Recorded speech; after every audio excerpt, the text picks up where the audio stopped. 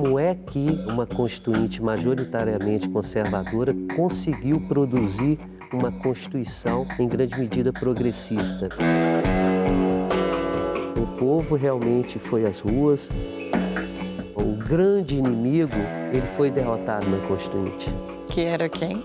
E era a repressão.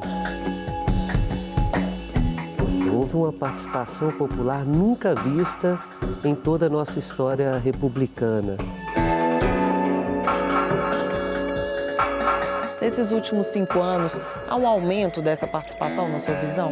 Um aumento de um tipo de participação não institucionalizada.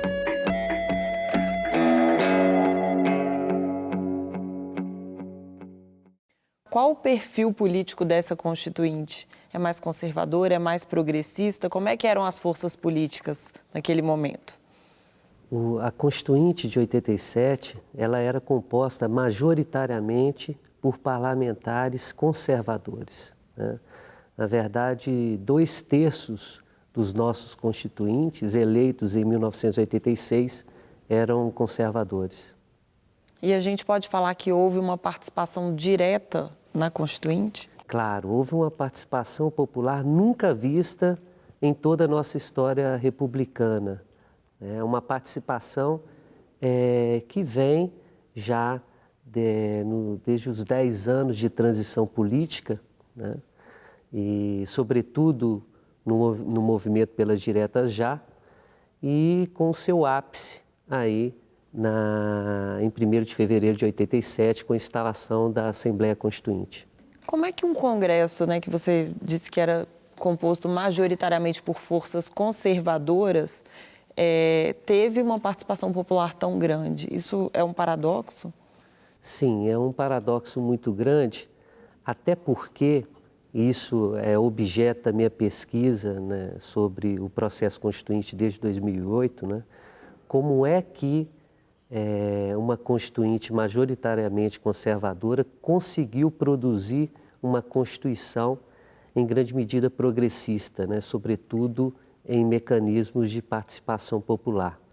Então, o que eu identifiquei é que, em primeiro lugar, existia naquele contexto de uma sociedade muito politizada, né, uma vontade intensa de participar. Vínhamos de 10 anos de transição política lenta, gradual, controlada. Existia naquele contexto uma situação que vem aí, né, desde o movimento da derrota das diretas, que na verdade foi uma derrota no seu objetivo específico, mas foi vitoriosa no seu objetivo global, né? Essa participação que aconteceu no movimento pelas diretas já, e a partir daí, com a morte do Tancredo Neves, com a crise econômica e toda a desorganização econômica, né? Superinflação, o malogro do plano cruzado, né? E a opção por uma constituinte congressual. Na verdade, nós não tivemos uma constituinte exclusiva. Isso significa que o Congresso funcionou em paralelo à Assembleia Nacional Constituinte? Sim, o Congresso eleito em 1986 figurava ao mesmo tempo como política ordinária e extraordinária, o que é muito incomum, né? As reivindicações dos movimentos sociais à época pela convocação de uma Assembleia Constituinte, que teve início lá em 1971, com a Carta aos Brasileiros, reivindicava a convocação de uma Constituinte exclusiva, livre e soberana, né? O que de fato não aconteceu. Mas qual o problema, se é que há um problema, em ter uma Assembleia Nacional Constituinte funcionando em paralelo ao Congresso? Na verdade, uma Constituinte exclusiva eleita, né, exclusivamente para poder elaborar uma Constituição, ela tem muito mais legitimidade, né? Então, os movimentos, as reivindicações daquela época exigiam realmente, né, esse tipo de convocação, o que infelizmente não aconteceu. Então, inclusive, a participação popular entendia-se que ela ocorreria numa constituinte exclusiva e não numa constituinte congressual, o que também é outro paradoxo, né? Acredita-se que a opção por uma constituinte congressual queria, com isso, evitar a participação popular em todo o processo e também manter toda a estrutura que existia desde o período do regime militar. Mas não foi bem isso que aconteceu, né? A participação ela se deu efetivamente. Se deu, a participação ela foi muito intensa. Essa participação ela vem já de um movimento pela redemocratização do país, sobretudo com o movimento pelas diretas já. É interessante notar que a derrota das diretas, a gente pode dizer que ela fracassou aí no seu objetivo específico, mas foi vitoriosa do ponto de vista global, porque a gente enxerga, né, consegue relacionar muito bem aí esse fenômeno com a participação que foi desencadeada aí no processo constituinte. E essa participação foi tranquila, foi bem aceita pelos congressistas, pelos parlamentares, ou houve embates em torno dela? Houve embates, a resistência foi muito grande. Na verdade, o primeiro desafio dos movimentos sociais e dos partidos minoritários de esquerda com a instalação da Constituinte era incorporar no regimento interno mecanismos de participação popular. Inclusive, no dia da instalação da Constituinte, os movimentos estiveram aqui para exercer pressão nos constituintes e fazer com que eles assinassem documentos se comprometendo a aprovar mecanismos de participação popular no processo de elaboração da Constituição. Então, o primeiro desafio era autorizar esses mecanismos e o segundo desafio era colocar em prática toda a participação que acabou sendo adotada aí pelo regimento interno em março de 87. As principais são as emendas populares ao projeto de Constituição, a possibilidade de realização de audiências públicas, a apresentação de sugestões também ao processo constituinte. Esses mecanismos de participação, a gente percebe que eles também estão presentes no processo legislativo hoje. Isso é uma herança da Constituinte? É uma herança da Constituinte. E foi também uma luta intensa, né, a incorporação de mecanismos participativos como a iniciativa popular de lei, né, o referendo, o plebiscito e vários outros aí distribuídos aí no texto constitucional. Mas na Constituinte foi diferente porque o lapso temporal entre a incorporação dos mecanismos e a própria participação, a participação em si que aconteceu, né, isso tudo ocorreu num intervalo aí de poucos meses, 4 meses aproximadamente, né, desde a aprovação do regimento interno aí no final de março de 87 e o prazo fatal para a entrega das emendas populares aí no final da primeira quinzena de agosto de 87. Então, toda a intensidade da participação, ela aconteceu, sobretudo, aí nesse reduzido lapso temporal, né? Isso que espanta quando a gente compara, né, com o contexto atual da vigência, né, da nossa Constituição. As emendas populares, elas precisavam de 30 mil assinaturas, mas o Congresso não tinha condições de conferir essas assinaturas. Ou seja, havia uma série de barreiras que precisavam ser quebradas para que essa participação se desse. Por que que essas emendas foram aceitas, mesmo as assinaturas não sendo conferidas? É interessante notar que o regimento interno, ele autorizava a apresentação de emendas populares ao projeto de Constituição, subscritas, né, por um número mínimo aí de 30 mil assinaturas. Exigia-se também que 3 entidades se responsabilizassem aí pela idoneidade das assinaturas. E autorizava, o que é muito importante, a defesa da emenda popular na tribuna por uma pessoa autorizada pelos subscritores das emendas populares. Então, o povo ele teve presente também aí na tribuna para defender as suas propostas, né, quebrando aí o monopólio da representação, né? E o interessante é que a inserção dessa necessidade de 3 entidades se responsabilizarem pela idoneidade das assinaturas, entendia-se à época que isso iria atrapalhar o desenvolvimento, o desempenho das emendas populares, e isso acabou favorecendo. Na verdade, acabou favorecendo por conta aí da capacidade de organização dessas entidades na coleta de assinaturas. Porque era muito difícil, pensa bem, colocar o nome completo, endereço, o número do título de eleitor, né? Numa época que não existia rede social, né? E o resultado ele foi realmente fenomenal, né? O povo realmente foi às ruas. Eu era adolescente à época, eu lembro que eu assinei emenda popular na minha escola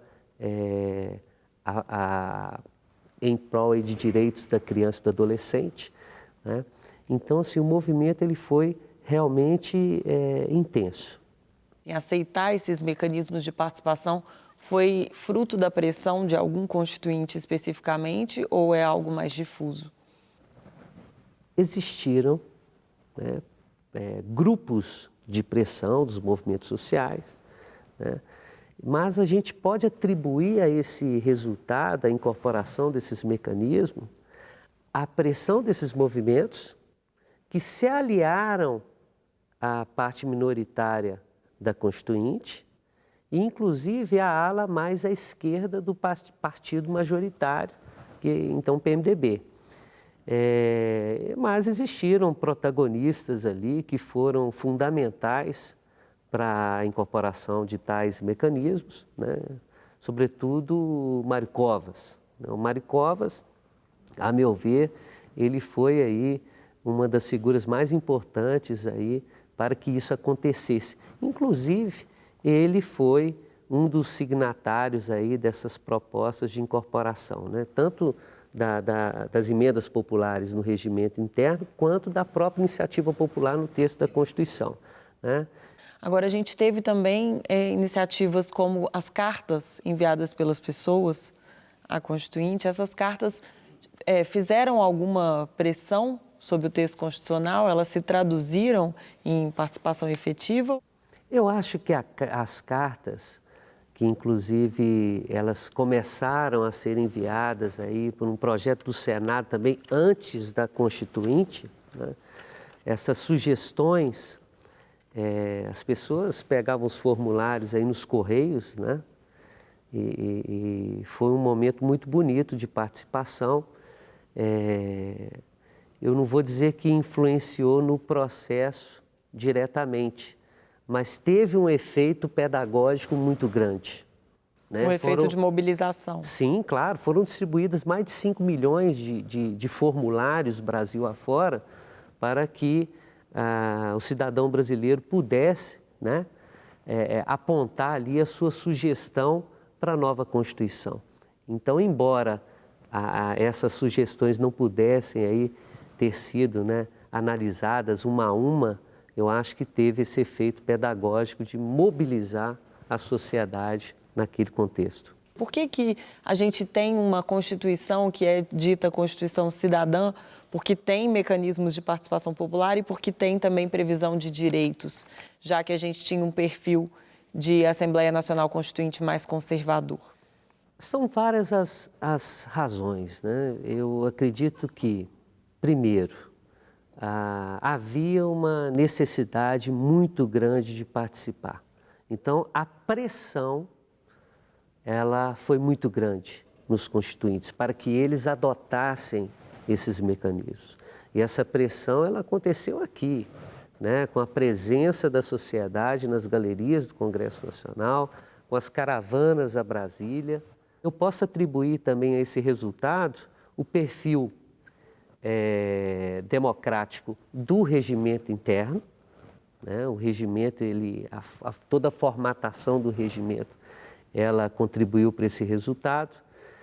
A atuação do Mário Covas, ele, como líder, ele conseguiu, né, de uma forma sensacional, genial, aí, colocar constituintes progressistas nas relatorias das subcomissões e comissões temáticas. Então, esse poder de agenda progressista, ele foi muito importante, né, por conta da atuação do Mário Covas.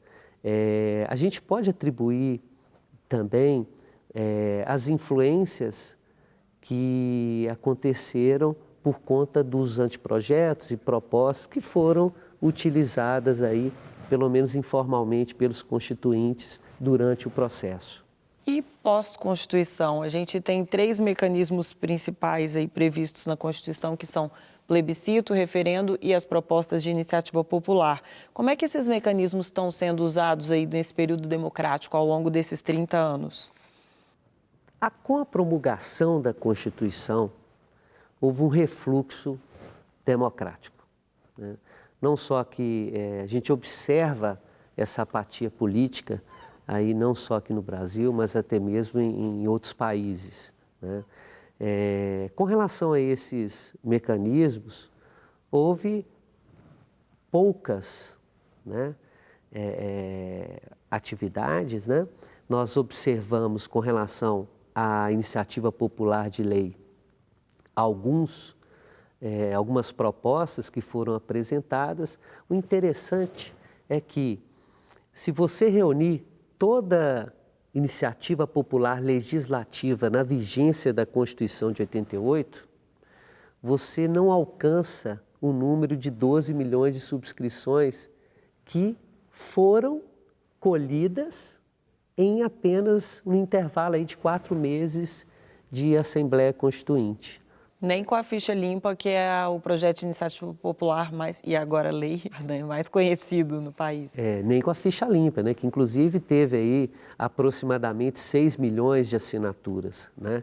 Então, concordo com você, tivemos aí um refluxo democrático nesse período, que eu acredito aí que pode ser atribuído também ao fato de que o grande inimigo, ele foi derrotado na Constituinte. Que era quem? E era a repressão, eram os tempos de repressão, de autoritarismo, né? O povo, ele ansiava por liberdades, né? Por direitos. E eles foram incorporados aí na nossa Constituição. Nós temos uma carta rica em direitos e garantias fundamentais, né? Então, a partir do momento que esses direitos foram alcançados, né, esse refluxo, ele, em alguma medida, também ele era inevitável. Mas ele não está ressurgindo nos últimos tempos? A gente teve um período de intensa mobilização que foi em junho de 2013, né? Inclusive fazendo 5 anos esse ano. Nesses últimos 5 anos, há um aumento dessa participação, na sua visão? Na minha visão, sim. Um aumento de um tipo de participação não institucionalizada, né? Que é mais bela, talvez mais importante do que os mecanismos de democracia, né, institucionalizados que existem na nossa Constituição, né? Então, os movimentos, os levantes de junho, eles são muito importantes, são muito importantes e aponta aí para um outro modelo de sociedade, para um outro modelo de democracia, né, talvez aí mais importante, realmente mais importante que aqueles institucionalizados, né, que a democracia institucionalizada. O que falta para isso se traduzir em resultados efetivos para a democracia? O que falta é realmente a promoção da cidadania, né, educação, e para que isso se transforme realmente em algo palpável, né? Como é que a gente canaliza essa participação, né, para o dia a dia da política? Falta muito, as pessoas, quando a gente fala em participação, né, meus alunos pensam sempre em participação nas eleições, né? Falta muita participação no seu bairro, na sua rua, né, na sua escola, na sua universidade, né? Eu acho que a participação ela começa por aí. E isso falta nas pessoas ou falta na própria política receber essa participação que existe nas redes sociais, na internet? Falta nas pessoas e não existe vontade política para que essa participação aconteça. Veja bem, nós não temos aqui no Congresso Nacional uma estrutura suficientemente adequada para poder receber os projetos de iniciativa popular. Não existe a mínima possibilidade, né? O Congresso não está estruturado para poder conferir quantitativamente e qualitativamente as subscrições nos projetos de lei de iniciativa popular. Não houve até hoje, em toda a vigência da Constituição, a conferência dessas assinaturas, da condição política de cidadão, né? Isso não aconteceu. É por isso que, a rigor, nós não temos nenhum projeto de iniciativa popular, né? Todos os projetos que foram apresentados na vigência da Constituição, eles foram assinados aí por um parlamentar ou até mesmo pelo próprio Executivo. Em termos de participação popular, que é o nosso assunto aqui, ela precisa de alguma mudança? Sim, precisa de muitas mudanças, né? Redução, por exemplo, dos requisitos, né? Os requisitos, eles são difíceis de serem cumpridos, né?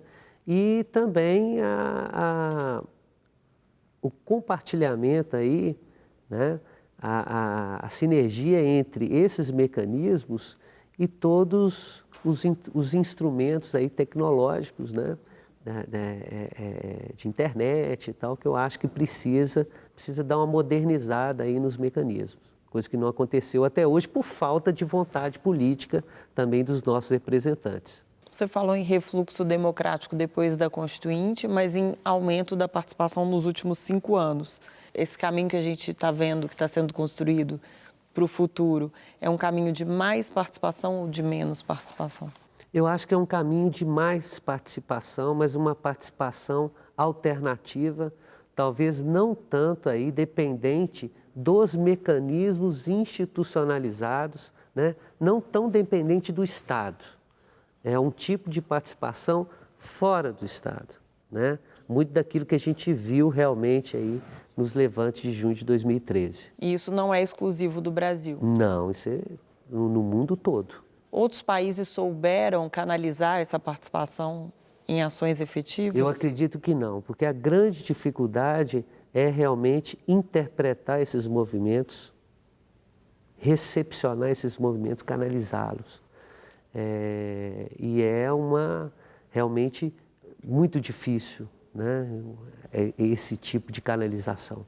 Rodrigo, eu agradeço a sua participação no nosso programa. Muito obrigada. Prazer é todo meu. Obrigado.